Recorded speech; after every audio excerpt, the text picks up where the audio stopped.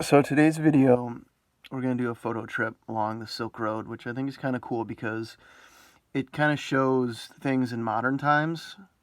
And when we think of history, we don't always realize that, the things that happened in the past, happen in places that still exist today. And I was reading this article that the Silk Road, it's not just, it's not an actual road. It's like a system of routes. It's a system of um, pathways or networks that people would travel along in different countries to trade products. And I thought this was interesting that it went through parts of Kazakhstan, Afghanistan, Uzbekistan, Turkmenistan, Iran, Iraq, Syria, and Lebanon from China. So it wasn't just in Rome from China. It was through all these different places. And let's check these pictures out.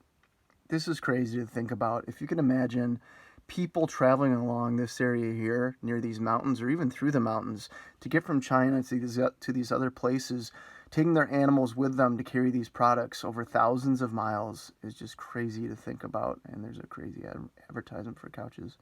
Anyway, here's some cool buildings. I believe they're in China, so probably where the merchants originated with their products before they left on the trade routes along the Silk Road. This is kind of crazy. I like this picture because this is a dust storm. So imagine you're walking down, here's a modern road. Of course, that wouldn't have been there. Imagine walking through this area with your products over those hundreds and, if not thousands of miles with your animals, and you run into this dust storm. It's crazy to think about. If you get stuck in that, where are you going to go? There's nowhere to go. If we keep going, this is a cool picture too, because in modern times you see this landscape has now been made for launching rockets in outer space. Who would have thought, you know, however many years later that we'd be going into outer space from a time when people were just riding on horseback or riding other animals to trade products with each other. Technology's come definitely a long way. I like this picture because this is the Great Wall of China. This was meant to keep raiders out of China. And of course, you can still go there today and walk all along this area here. This is where soldiers would have been on top to kind of like watch out as like snipers to like warn if there were people trying to get over the wall. Here's another picture of the buildings at night. There's some crazy lady. I don't know what she's wearing. Here's an example of the animals.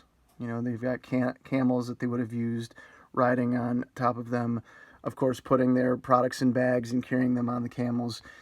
And in some places, just all over this desert areas where it's just complete barren landscape. This I thought was a cool picture. These people are, let's see what it says. Tourists climb the singing sand dunes near the Crescent Moon Spring in China. So I can't even imagine, let alone going thousands of miles with products, but carrying it over a landscape like this with the animals that I had. That would just be crazy to me. Here's another example of the landscape that they would have run into. And I think we're almost done. Yeah, that's the last picture. So basically, it wasn't one road. When we talk about the Silk Road, it wasn't just a single road. It was different networks of roads and pathways that people would have traveled to exchange their products and goods. And by goods, I mean, different things that they would sell, buy and sell between people.